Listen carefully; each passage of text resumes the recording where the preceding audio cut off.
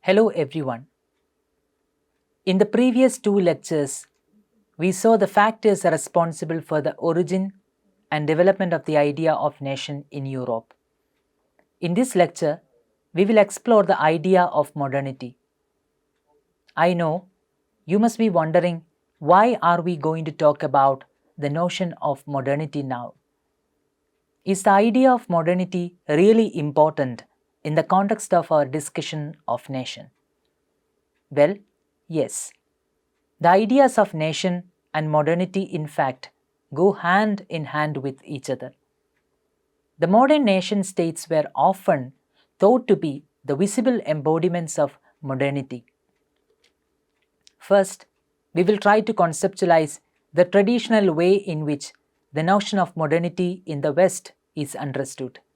Then, we will try to examine the efficacy of this traditional model in understanding the notion of modernity in the Indian context. The primary texts that I am going to use in this section are Partha Chatterjee's essay Nationalism as a Problem in the History of Political Ideas, Sumit Sarkar's Ram Mohan Roy and the Break with the Past, and Ashok Sen's Ishwara Chandra Vidyasagar and his elusive milestones. So, let's get started. Let's begin by understanding what the idea of modernity is. Modernity refers to the social, cultural, economic, and political changes that emerged with the transition of society from a traditional feudal framework to a scientific industrial order. Modernity challenges all traditions, emphasizes reason and individualism, and it is often associated with the rise of nation states and print culture. What are the characteristic marks of a modern society? Well, there are way too many.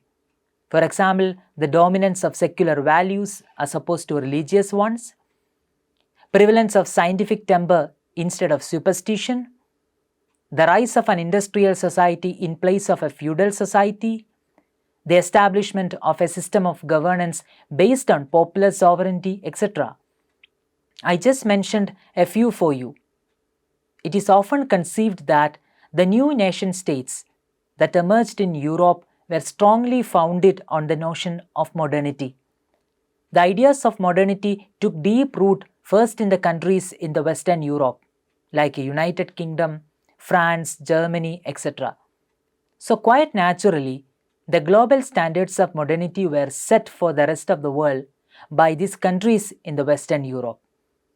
Although the idea of modernity emerged and took deep root first in Western Europe, the countries in the Eastern Europe were not in a position to achieve these global standards of modernity set by the Committee of Nations in the Western Europe.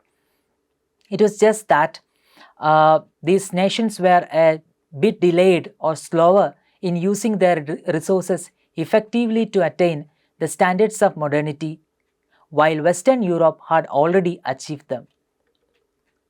An idea that is deeply associated with modernity is the concept of progress. I know you will now ask, progress from what?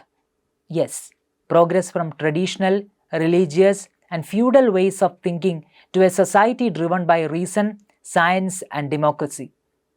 It means moving away from monarchy and rigid social hierarchies to a system based on individual rights, equality, and innovation. The advocates of modernity stood for a systematic progression from orthodoxy to liberal values. They opposed outdated beliefs and practices of the medieval society. They supported rationality, science, and enlightenment, in contrast to traditional scriptures, customs, and faith. Modernity was generally thought to be a struggle between the forces of progress and those of reaction and antiquity. Modernity was primarily represented by those who advocated for a radical progression or departure from the traditional beliefs and customs of a medieval society. It was believed that the modernists upheld the values of rationality, science, and preferred enlightenment to scripture, tradition, and faith. So, the intellectual history of modernity in Europe was mostly seen as a history of struggle between the forces of reaction and those of progress. In the 19th century, many attempts were made to measure the degree of modernity that the non-Western world has achieved by examining to what extent these non-Western countries successfully transitioned from tradition and orthodoxy to liberal values and rationality. In the Indian context, this initiative was primarily taken up by many Marxist historians. They analyzed the Indian modernity in comparison to the history of modernity in the West. They analyzed the social and intellectual history of the 19th century India in relation to modernity. In the same manner, scholars had examined the way modernity shaped the economic and cultural history of Europe. The social, cultural, and intellectual awakening in India during the 19th and early 20th centuries and the consequent emergence of the new modern middle class were compared to the Renaissance movement and the emergence of a progressive bourgeoisie in Europe. The nationalist struggles in Central and Southern Europe in the 19th century were often compared to the rise of nationalist movement in India. So, through this double analogy, that is, the analogy of a new progressive middle class which militated against the antiquated beliefs and the analogy of the emergence of the nationalist sentiment, the Marxist historians explained the nature of Indian modernity. The Marxist historians also identified the champions of modernity with Westernizers and those of orthodoxy with the traditionalists. But there were quite a few problems with this model. The 1970s witnessed numerous challenges to the Marxist conception of Indian modernity as essentially a struggle between orthodoxy and liberal values. One such event was the commemorative volume of critical essays published in 1972, marking the bicentenary of Ram Mohan Roy. Although the volume featured several contributions in the conventional Marxist framework, it also included several essays that questioned the conventional Marxist perspective. A case in point is the criticism of Sumit Sarkar in his Ram Mohan Roy and the Break with the Past. In this essay, Sarkar opined that while the 19th century social reformers and ideologues undoubtedly embraced many modern elements, this did not necessarily entail a wholesale rejection of tradition and orthodoxy. In other words, the Indian modernity was not total abandonment of the traditional values of the past for the liberal, progressive values of the present. Sarkar further says that the Marxist historians understood Indian modernity essentially as a struggle between two opposing trends, Westernists or modernists on the one side and the traditionalists on the other. It is true that an important principle that defined modernity in Europe was the decisive departure from many ideas and practices of the Middle Ages, accompanied by the rise of rationality and the development of a systematic scientific temper. But this crucial element, that is a complete renunciation of the traditional values of the past, which defined modernity in the European context, was conspicuously absent in the Indian society. An interesting case that Partho Chatterjee cites to demonstrate this negotiation between the modernity and orthodoxy is the view of Vidyasagar in this matter. According to Chatterjee, although Vidyasagar did not fully believe in the authority of the religious texts, he strongly felt that the validation for the reform activities should necessarily come from the religious texts and ancient Shastras. He thought that it was impossible to challenge traditions in India without working within the existing religious framework. So, the social reformers like Vidyasagar, despite their celebrated disregard for religious scriptures, often found themselves relying heavily on these scriptures for the support of their programs. They did not consider the possibility of fostering modernity outside the bounds of or outside the frameworks of canonical orthodoxy. What we observe in these intellectuals is an attempt to reconcile Indian idealism with imported liberal values. Ashok Sen's observation in this regard is also very important.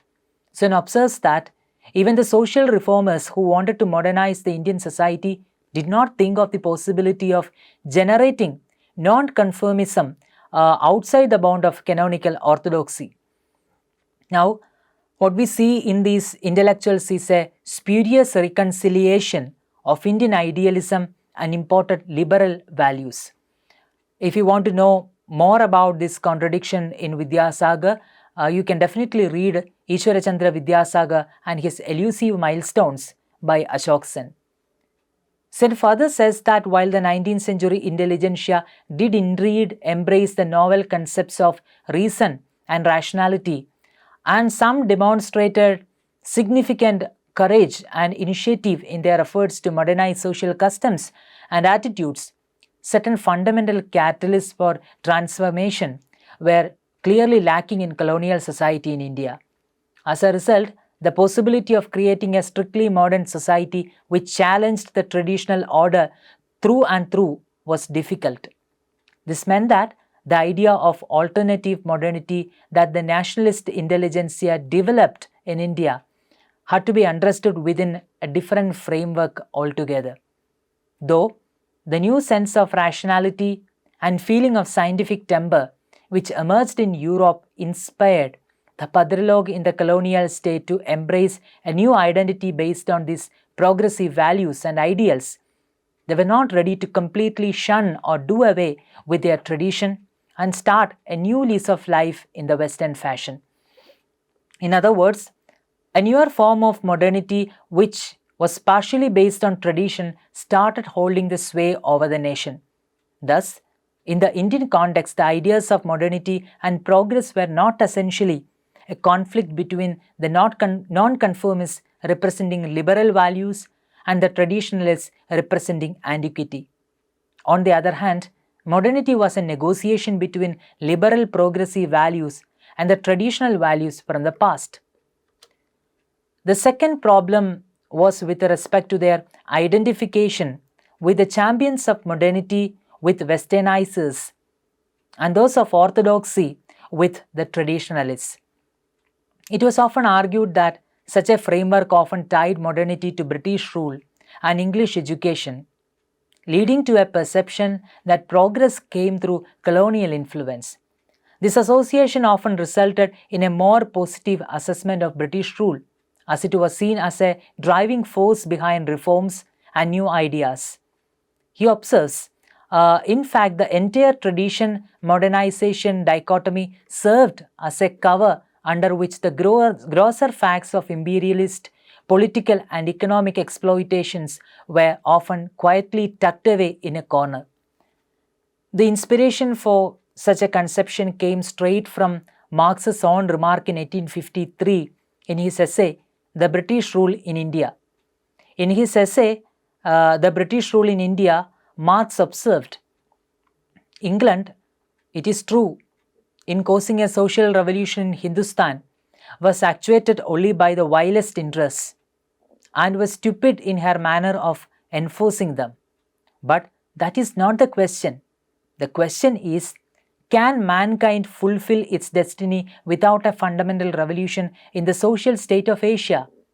If not, whatever may have been the crimes of England, she was the unconscious tool of history in bringing about that revolution. In this statement, Marx indeed acknowledges that the primary motive of England's presence in India was the exploitation of Indian resources.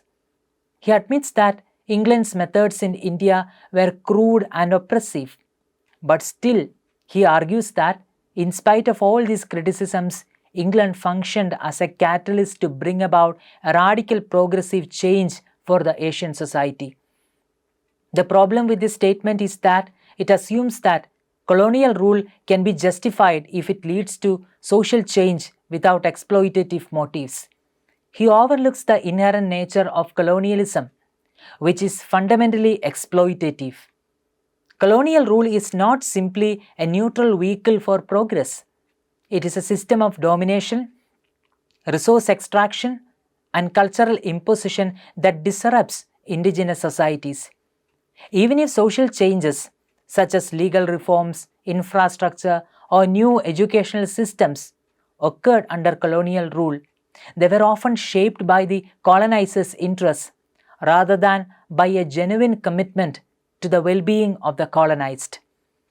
The idea that colonialism could be acceptable under different motives risks legitimizing oppression as long as it produces some form of maybe modernization, ignoring the violent and coercive realities of imperial rule.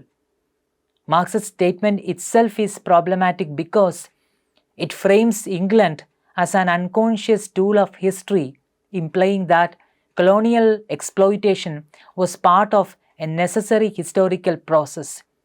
This perspective can be criticized for downplaying resistance and alternative paths to modernity that did not rely on colonial subjugation. So, we saw that the fundamental principle that characterized modernity in Europe was the rejection of ancient Middle Age ideas and the adoption of the practices in favor of a newfound emphasis on rationality and scientific mindset. This distinctive feature of European modernity, that is, the total rejection of the traditional values from the past to embrace the modern values of modernity, was noticeably lacking in Indian society. While the emerging sense of rationality and scientific temper in Europe did influence the educated class in India, they were not willing to entirely abandon their traditions and conservatism. In other words, an alternative form of modernity began to influence the Indian nation.